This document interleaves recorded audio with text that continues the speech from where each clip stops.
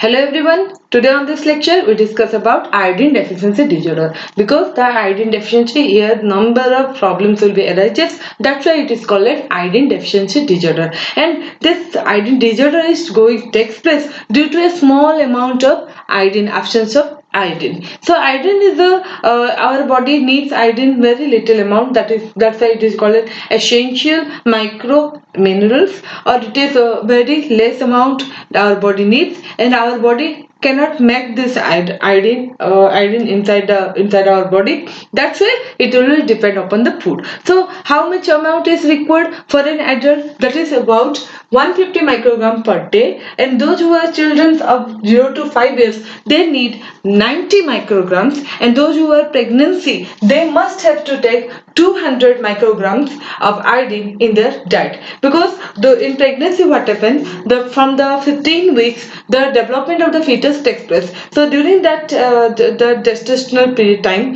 the brain development and the central nervous system development will be started. If in that time the sufficient iodine is not is taken by the mother, then the baby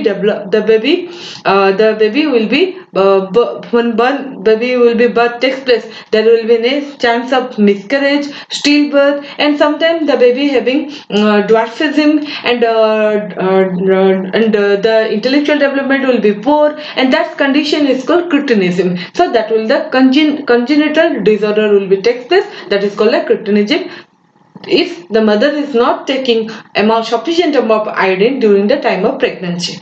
Okay, now see the where this iodine is utilized. The iodine is utilized in our thyroid gland. Let's see the thyroid gland. So you know the thyroid gland is present just below the Adam apple in front of our neck, and its shape is just like a butterfly.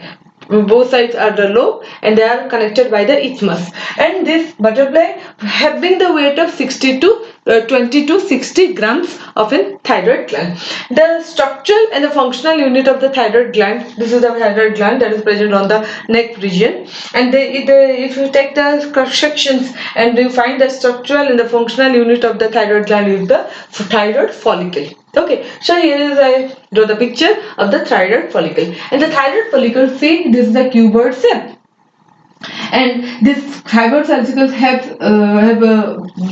one of the lumen, and the lumen filled with liquid that is called a colloid, and the colloid contain one of the protein that is called thyroglobin protein, and these follicles are surrounded by blood vessels. So when you we eat some iodines in our food, so what happens, that will be easily absorbed in our digestive system to the blood vessels or the blood vessels, but they will be converted into iron form, that is called iodide, not iodine, that is iodide. And when the iodide move on the blood vessels, they will be come to the thyroid gland, and in the thyroid gland from this follicle, the follicular cells, by the active transporter, one of the active transporter, that is called NIS, that is sodium, iodine and sympater.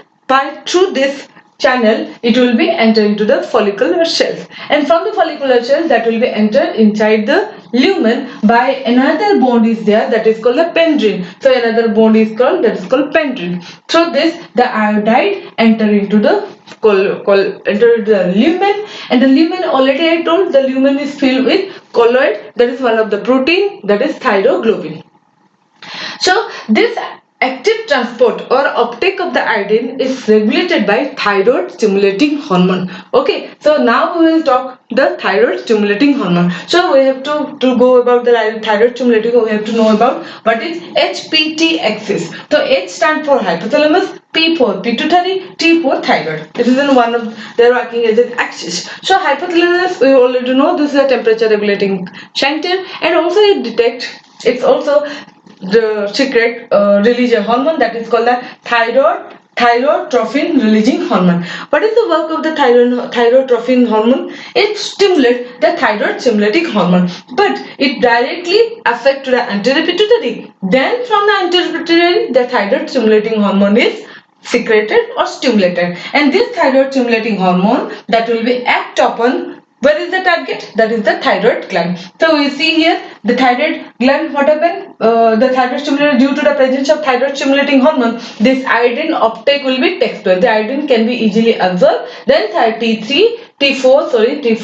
then T3 hormones is synthesized inside the lumen that filled with thyroglobulin. So all over the world is controlled by the thyroid stimulating hormone, and this is working as an axis from the hypothalamus next to the anterior pituitary, then to the thyroid gland. So if the thyroid stimulating hormone increases, then what happens? The iodine absorption takes place. Suppose a person is not taking sufficient amount of iodine, either he is not eating the food that contain iodine, just like the seafood, the dairy product that also contain the iodine. So if sufficient iodine is not in his diet, so what happens? So the hormone is releasing but no iodine is there, so it will be the thyroid gland become in the pressure. Okay, and due to the pressure, or the thyroid gland have to be forced to make sufficient, thyroid gland has much more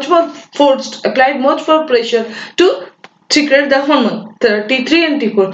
That condition, what happens? The enlargement of the thyroid gland takes place. That is called the goiter. We all know it is visible. Some of per person we can visible the thyroid, the goiter, and when you palpate the persons, those who are suffering with the goiter, that can be easily palpated by hand.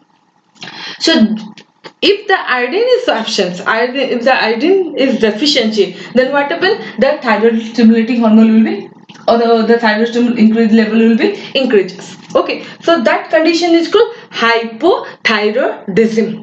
Just opposite, when the thyroid stimulating is much more, or the hormone is there but iodine is not there, so how the thyroid the hormone will be formed? So that condition is called hypothyroidism. Okay, so just opposite to it, when the thyroid stimulating level is decreases and thyroid gland is become overactive, that is called hyperthyroidism. This is the mechanism, or this is the mechanism is carried out by the HPT axis, hypothalamus, pituitary and the thyroid.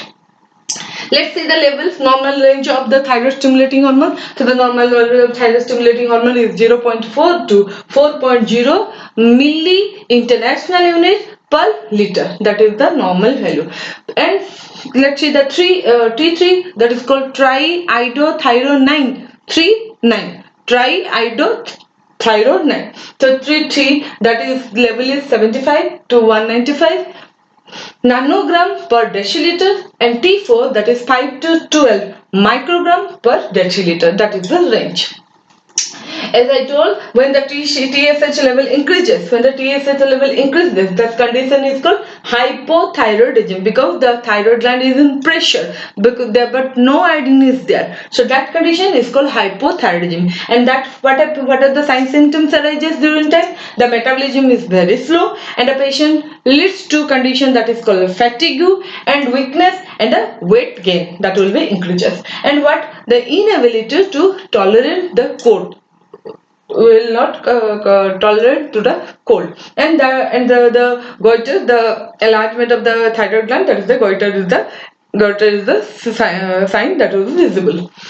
In the opposite, so when the thyroid stimulating level is decreases, then the overactive of the thyroid gland is takes place, that is called the hyperthyroidism. What happens? Increase the appetite level will increases, heartbeat become rapid, and the the heat intolerance is intolerance to the heat. Just here the intolerance to the cold, but in hyperthyroidism, that is the intolerance to the heat. And sometimes blood pressure will be increases, and one of the condition is where takes place when the eye becomes so grave, and that is called a Graves disease, GRAVES, Graves disease, that occurs due to the hyperthyroidism. So this is all about how the iodine is very essential, and the iodine is utilized by the thyroid gland, and the thyroid gland works is controlled by the thyroid stimulating hormone. hormone. So this is all about the iodine deficiency disorder.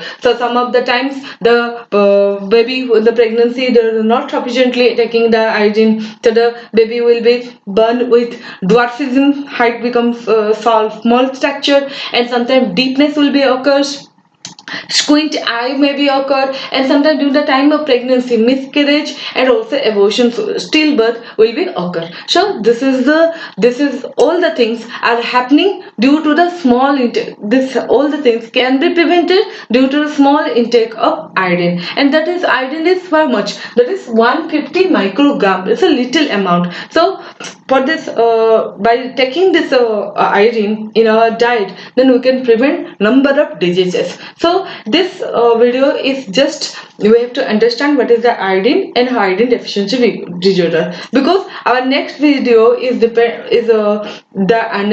national iodine deficiency disorder control program. So that's why I made this video, to understand a little more idea about iodine deficiency disorder. Thank you for watching. Please keep on subscribing.